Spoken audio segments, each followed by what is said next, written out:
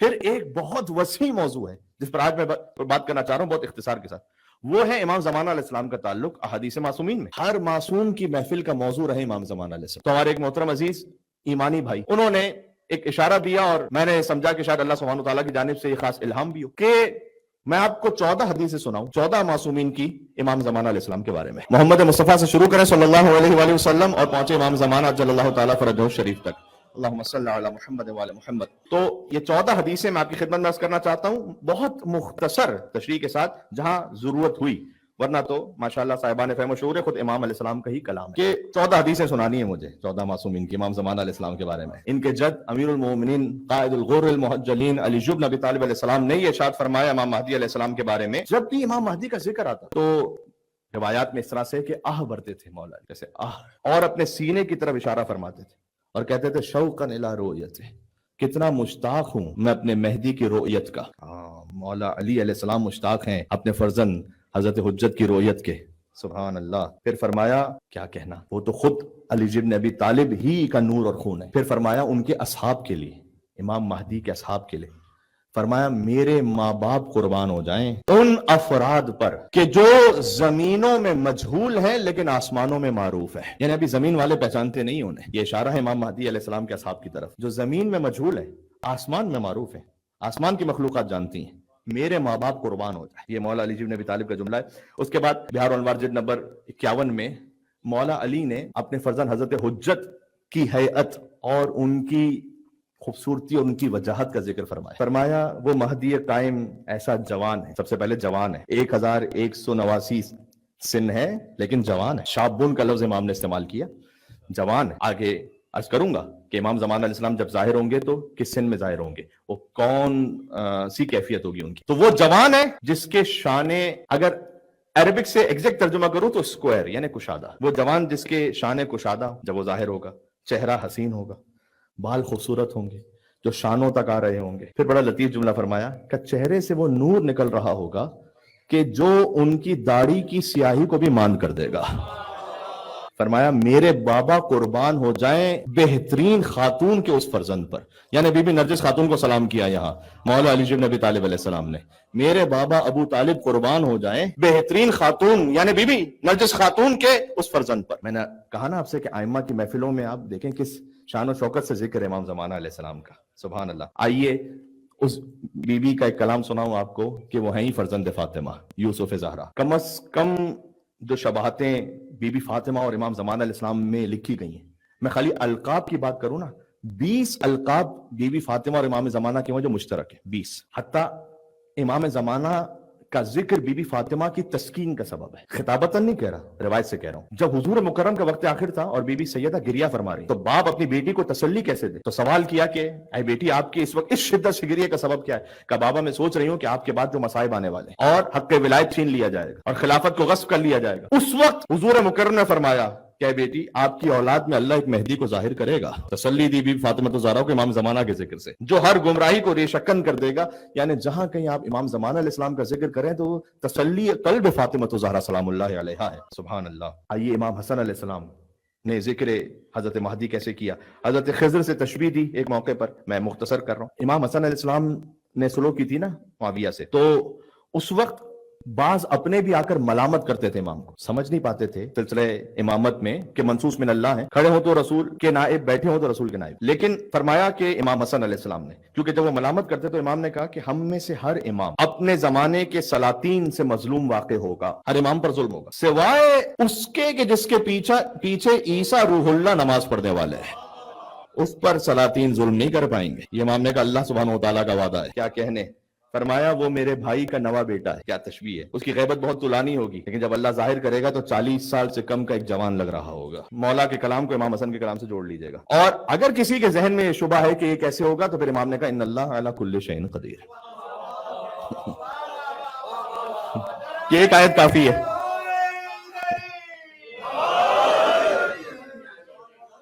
جو امام زمانہ علیہ السلام کے وجود پہ شک کرتے ہیں در حقیقت وہ قدرت خدا پہ شک کر رہے ہیں۔ یہ حدیث میں نے پڑھی آپ کی خدمت میں کمال الدین و تمام النعمہ سے، شیخ صدوق رحمۃ اللہ علیہ کی کتاب ہے، جلد نمبر 1 صفحہ نمبر 316 پر۔ اچھا اس کتاب کو میں نے حوالہ کیوں دیا، باقی حدیثوں کا شاید حوالہ اتنا نہ دے پاؤں لیکن اس حدیث کا حوالہ اس لیے دے رہا ہوں کہ کمال الدین و تمام النعمہ وہ کتاب ہے کہ جو خود امام زمان علیہ السلام کے حکم سے لکھی شیخ صدوق نے. اچھا, شیخ صدوق مولا رضا کی زیارت پر گئے مشہد مقدس, وہاں سے کہتے ہیں کہ میں آیا نیشا پور, تو وہاں لوگوں نے مجھ سے سوال کرنا شروع کیا امام کی غیبت کے بارے میں, اور کچھ لوگ ڈاؤٹ میں تھے. دیکھیں اب یہ امام علیہ السلام سے متصل زمانہ ہے شیخ صدوق کا, تو اس وقت تک کا زمانہ وہ تھا کہ جب امام سامنے ہوتے تھے تو لوگوں کو اتنا یقین نہیں تھا کہ کوئی امام بھی اور غیبت میں ہو, تو ان کے دل میں شبہات تھے. تو شیخ صدوق کہتے ہیں کہ میں نے کچھ جوابات دیے انہیں, اور جب میں سویا تو میں نے خواب میں امام زمان علیہ السلام کو دیکھا, اور امام نے مجھ سے یہ کہا کہ تم میری غیبت پر کتاب کیوں نہیں لکھتے جس سے اللہ, غیبت پر کتاب لکھنے سے امام کو فائدہ ہوگا یا شیخ صدوق کو؟ فرمایا تم میری غیبت پر کتاب کیوں نہیں لکھتے جس سے اللہ تمہاری حاجتوں کو پورا کر دے گا, کتاب لکھو. تو شیخ صدوق کہتے ہیں کہ مولا میں نے بعض کتابوں میں آپ کے بارے میں احادیث کا ذکر کیا ہے میں نے, تو امام نے کہا کہ کتاب لکھو جس میں انبیاء کی غیبت کا بیان کرو, کہ انبیاء کو بھی غیبتیں ہوئی ہیں تاکہ لوگوں کا دل محکم ہو جائے. تو امام زمان علیہ السلام کے حکم پر شیخ صدوق نے کمال الدین و تمام النعمہ کتاب لکھی. یہ واقعہ خود انہوں نے اس کتاب کے مقدمے میں لکھا. یہ ہے امام حسن علیہ السلام کی زبان مطہر سے مولا مہدی علیہ السلام کا ذکر, ابا عبداللہ الحسین علیہ السلام, زیارت عاشورہ میں امام زمانہ کا ذکر, 15 شعبان امام حسین کی زیارت, دعائیں نتبہ میں امام حسین علیہ السلام کا ذکر. یعنی یہ کہ شاید وہ امام کے جن کی سب سے زیادہ قربت اور مماثلت ہے حضرت مہدی سے امام حسین علیہ السلام ہے. اور امام نے یہ بھی فرمایا کہ منا اثنا عشرہ مہدیًا, ہم 12 مہدی ہیں. یہ امام حسین ہی کا کلام ہے, جیسے کہ 12 محمد ہیں. اچھا پھر یہ کیوں نہیں کہتے کہ اولنا علی, اوسطنا علی, آخرنا علی, وکلنا علی؟ مولانا طاہر جرولی صاحب سے منسوب ایک فقرہ ہے کہ کہنا تو وجہ ہے, کیونکہ اول بھی علی, اوسط بھی علی, آخر بھی علی, سب کے سب علی, اس لیے کہ اول محمد, اوسط محمد, آخر محمد, سب کے ساتھ محمد. لیکن ہم کہتے اس لیے نہیں ہے کہ آپ سے بھی ایک علی برداشت نہیں ہو رہا تو 14 علی کہاں سے برداشت کریں گے. البتہ نام علی کے سلسلے میں کوئی حدیث موجود نہیں, لیکن محمد کے سلسلے میں حدیث موجود ہے صلی اللہ علیہ وآلہ وسلم. اور مہدی منا اثنا عشرہ مہدی ہیں, یہ امام حسین کا کلام ہے, ہم 12 مہدی ہیں. مہدی کا مطلب ہے جو اللہ کی جانب سے ہدایت یافتہ ہو, اس لیے ہر امام ہادی بھی ہے, ہر امام مہدی بھی ہے. ہادی یعنی ہدایت دینے والا, مہدی یعنی جسے اللہ نے ہدایت عطا کی بھی ہے. اس لیے آپ کو یہاں سے دعا دے رہا ہوں, نجف ایسر جائیں مولا علی کی زیارت پر, تو وہاں مولا علی کو ایسے سلام کریں جو مولا کی زیارت کریں, السلام علیکم ابا الہادین المہدیین, اے تمام ہادیوں اور تمام مہدیوں کے بابا آپ پر سلام ہو. یہ مولا علی علیہ السلام کی زیارت. اور ابا عبداللہ الحسین علیہ السلام نے ہی فرمایا سیف من سیوف اللہ, ایک طویل کلام کا ایک اقتباس پڑھ رہا ہوں امام مہدی کے بارے میں, کہ وہ اللہ کی تلواروں میں سے ایک تلوار ہے. یعنی تمام ائمہ علیہ السلام اللہ کی تلوار ہے, وہ بھی اللہ کی تلواروں میں سے ایک تلوار ہے. اب تلوار ہے کا مطلب کیا ہے؟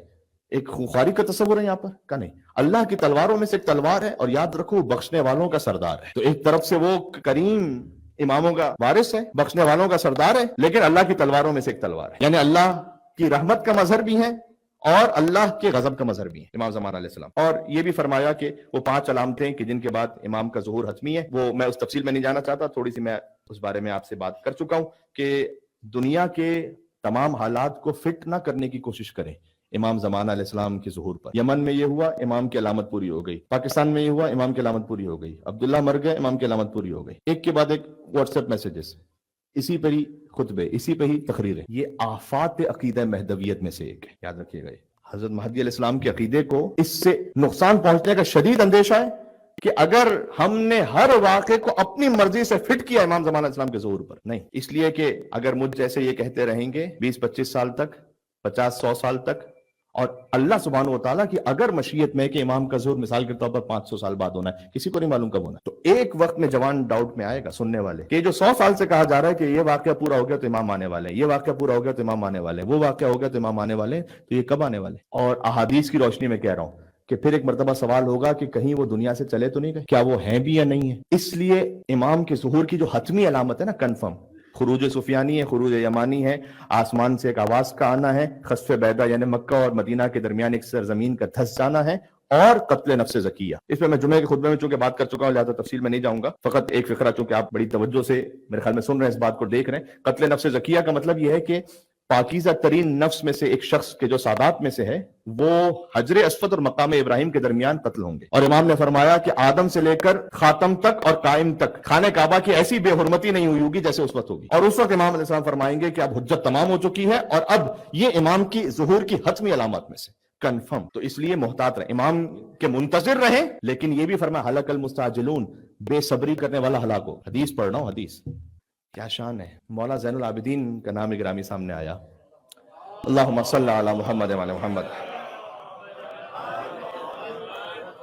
مولانا زین العابدین تو وہ ہیں جنہوں نے دربار یزید میں اپنے محکم خطبے میں امام مہدی کو یاد کیا ہے وہاں پر. کیا شان ہے واقعا. فرمایا کہ اوتینا ستن وفضلنا بسبع، اللہ نے ہمیں 6 فضائل عطا کیے اور 7 وہ ہستیاں عطا کی ہمارے خاندان میں کہ جو اور کسی خاندان میں نہیں ہے. فرمایا جو ہمیں اللہ نے عطا کیا، اوتینا العلم والحلم والسماحہ والفصاحہ والشجاعہ والمحبہ فی قلوب المؤمنین. اللہ نے ہمیں علم دیا ہے، اس کے ساتھ حلم صبر دیا ہے، فصاحت دی ہے، شجاعت دی ہے، سماحت کا سادہ ترجمہ ہے سخاوت، ورنہ سماحت کی جو گہرائی ہے وہ کچھ اور ہے. سماحت کی گہرائی پتہ کیا ہے؟ میں اشارہ کر دوں کیونکہ سطح سماحت بھی آہستہ آہستہ بلند ہونا چاہیے نا.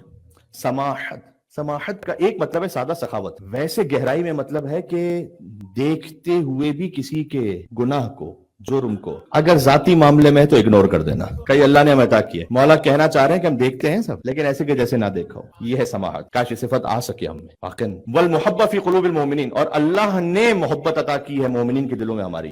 یہ اللہ نے ہمیں عطا کی ہے. اچھا امام بات کر رہے ہیں اپنی اور ذکر کیا آپ کے دل کا. ہماری یہ فضیلت ہے کہ اللہ نے مومنوں کے دلوں میں ہماری محبت عطا کی ہوئی ہے. وفضلنا بسبع، اور اللہ نے ہمیں 7 ہستیاں عطا کی، اور 7 ہستیاں فرمایا من النبی المختار ومن الصدیق ومن الطیار ومنا سبط هذه الامه ومنا اسد اللہ واسد رسولہ ومنا مہدی هذه الامه. نبی مختار ہم میں سے ہیں، صدیق ہم میں سے ہیں، جعفر طیار ہم میں سے ہیں، اس امت کے 2 نواسے حسن حسین ہم میں سے ہیں، اسد خدا اور اسد رسول حضرت حمزہ ہم میں سے ہیں، اور مہدی هذه الامه اس امت کے مہدی ہم میں سے. یہ امام سجاد نے خطبہ دیتے ہوئے اپنا تعارف کروایا. فرمایا زمین قیامت تک خدا کے وجود سے خالی نہیں ہوگی. یہ امام کا جملہ ہے. پھر فرمایا اگر اللہ کی حجت نہ ہو زمین پر تو اس کی عبادت نہیں کی جا سکتی. میرا پہلا فقرہ آپ کو یاد ہے گفتگو کا، اللہ کی حجت زمین پر نہ ہو تو عبادت ممکن نہیں ہے اللہ. اس کے بعد اتنا خوبصورت فرمایا اگر روئے زمین پر 2 لوگ باقی رہ جائے نا تو ان میں سے ایک یقیناً اللہ کی حجت ہوگا. ایک حجت ہوگا، 2 میں سے ایک حجت ہوگا. اور اب آخر علوم علیہ السلام فرماتے ہیں جب وہ ظاہر ہوں گے تو خانہ کعبہ کی دیوار سے ٹیک لگائے ہوں گے، ان کے گرد 313 اصحاب جمع ہوں گے اور سب سے پہلے اس آیت کو پڑھیں گے کہ بقیت اللہ خیر لکم ان کنتم مؤمنین. وہی آیت کے جس کا حوالہ ہم نے آپ کی خدمت میں پیش کیا. فرمایا کہ میں دیکھ رہا ہوں میرے قائم کے اصحاب کو اجل اللہ تعالیٰ فرج و شریف کہ شر کو غرب کا انہوں نے احاطہ کیا ہوا، دنیا میں کوئی ایک شے ایسی نہیں کہ جو ان کی اطاعت میں نہ ہو. کن کی اطاعت میں؟ قائم کے اصحاب کی. صادق علیہ محمد نے فرمایا کہ جو مر جائے اور ظہور کے امر کا منتظر ہو ویسا ہے کہ جیسے قائم کے خیمے میں ان کے ساتھ رہ رہا ہو. یعنی تو صلوات کا حق بنتا ہے یہاں پر محمد و علی محمد صلی اللہ علیہ وسلم. کیفیت انتظار کو رکھیں، یعنی ایک طرف ہے کہ کچھ کمی ہے. ہاں یہ امام نے فرمایا جب تک ہم اہل بیت بیٹھے ہوئے ہیں زمین سے لگے رہو. مولا کا کلام، جب ہم اٹھ جائیں تو تم بھی اٹھ جاؤ. انتظار کیسے کرنا ہے وہ سمجھایا امام. مولا موسی کاظم علیہ السلام کا فرمان ہے ذیشان اللہم صلی علی محمد و علی محمد. یہی فقرے آپ کو ریپیٹ ہو کے ملیں گے اب جو آ رہے ہیں کہ غیبت میں کرنا کیا ہے.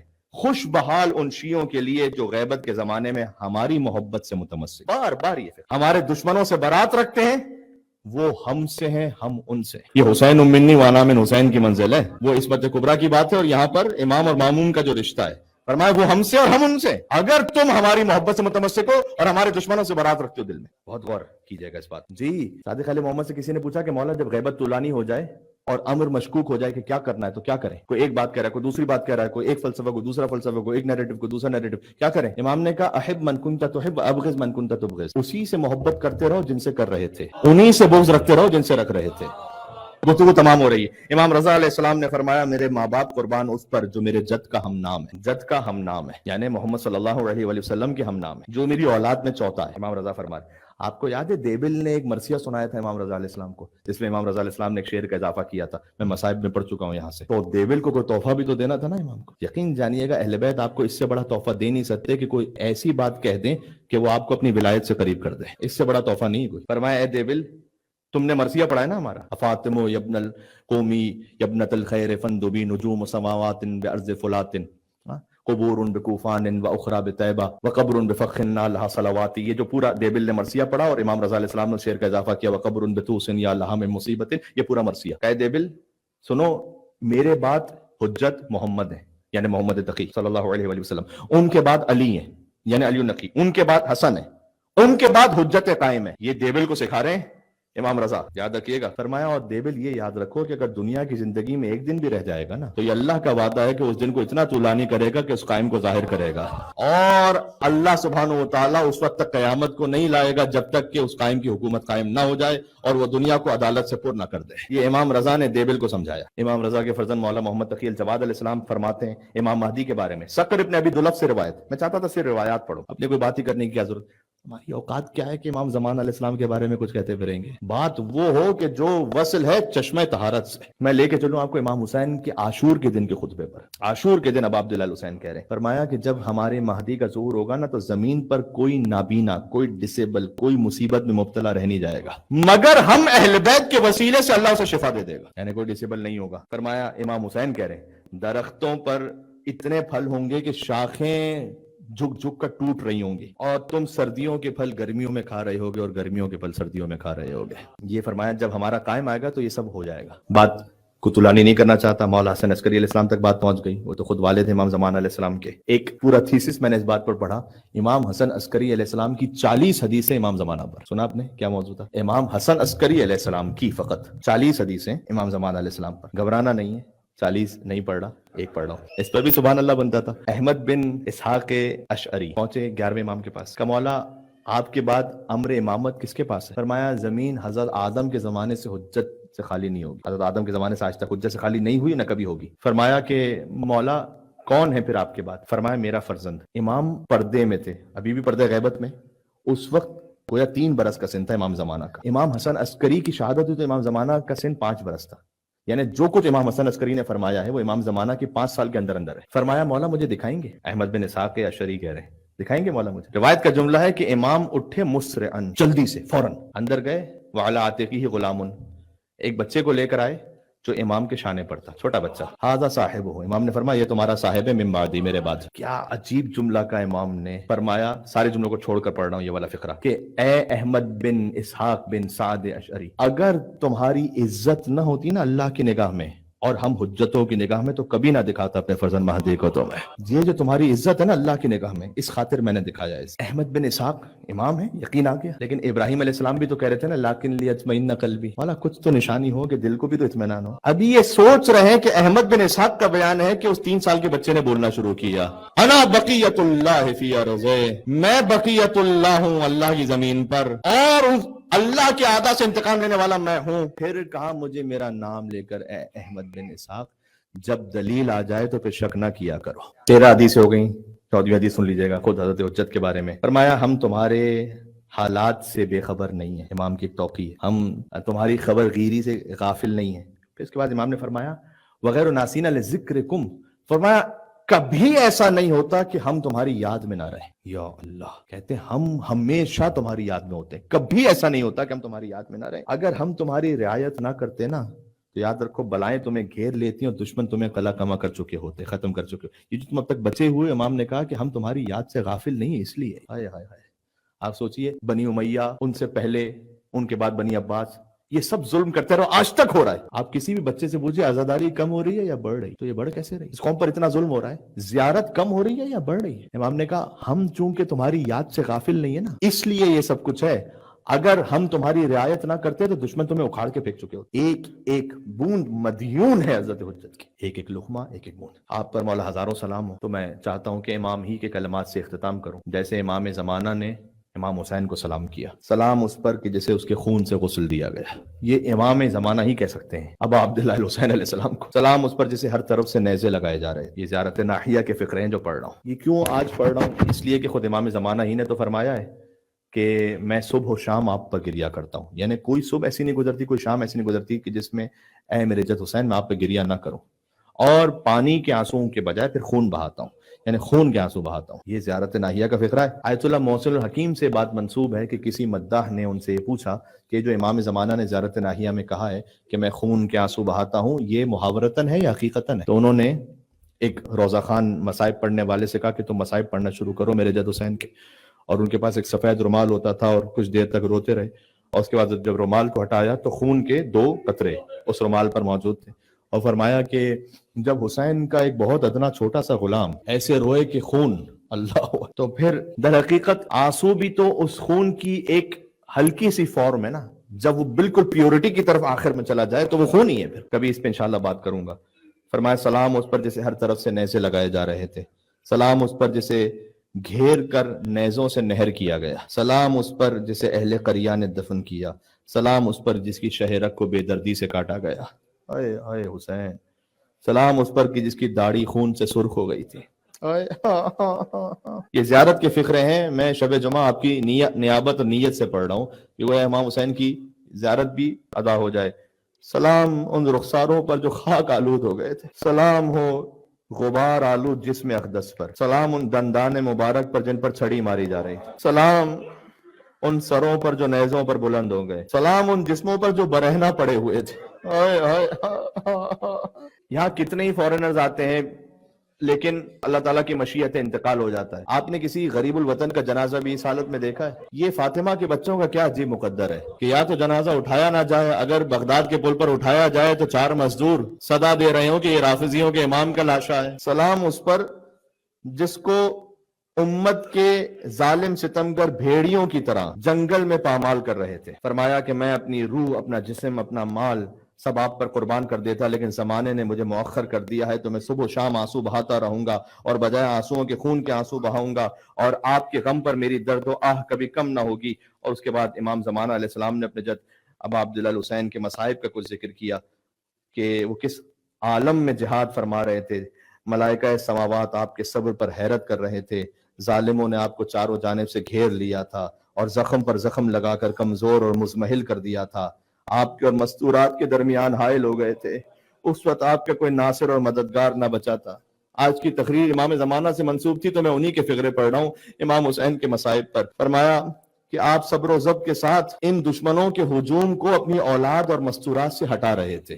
یعنی امام حسین کی زندگی میں ان کے سامنے چاہتے تھے کہ خیموں پر ایسے حملہ کر دیں کہ بچوں کو تماچے مارے جائیں، شہزادیوں کی چادریں چھین لی جائیں، لیکن آپ اس وقت ان ظالموں کو ہٹا رہے تھے خیام سے کہ ان دشمنوں نے آپ کو زخموں سے چور کر کے گھوڑے سے زمین پر گرا دیا اور آپ کو لشکر کے گھوڑے اپنی سموں سے کچلنے لگے تھے. افسوس کہ شمر آپ کے سینے پر سوار ہو گیا اور اپنا کند خنجر آپ کی گردن پر چلا رہا تھا اور آپ کی ریش اقدس کو اس نے پکڑا ہوا تھا.